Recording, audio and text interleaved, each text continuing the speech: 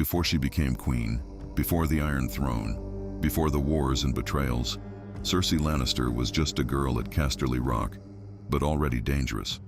She had everything the world respected: beauty, name, power. Daughter of Tywin Lannister, twin of Jaime Lannister. Yet even as a child, Cersei understood something deeply unfair. She was not born a man, and that meant her power would always depend on marriage. But Cersei did not accept limits. She intended to break them.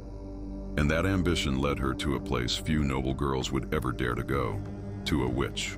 Her name was Maggy the Frog, an old, feared woman who lived in a dark hut, whispered about in fear by servants and villagers. It was said she could see the future, and that those who sought her out often regretted it. One night, young Cersei went to find her. She did not go alone. With her was her friend, Melara Heatherspoon, a noble girl who shared her curiosity, but not her strength. The air around Maggy's dwelling felt wrong, sour, rotten, like something ancient had been disturbed. But Cersei did not turn back. She never turned back. Inside the hut, Maggy watched them with eyes that seemed to see far beyond their bodies. She knew why they had come before they spoke a word. Cersei demanded answers. Would she marry the prince? Would she become queen? Maggy agreed to tell her future, but prophecy always comes with a cost. And that night, something dark happened. Cersei took control of the moment. She forced the situation forward, pressing Melara to stay, to continue, to face the witch. In that moment, it was clear who led and who followed. Melara was afraid. Cersei was not. One by one, Cersei asked her questions. And Maggy answered. She would not marry the prince she dreamed of. She would marry a king. A king who would have many children, but she would have only three. 3 children, all with golden hair. 3 children, all destined to wear crowns, and then to die. Golden crowns, golden shrouds.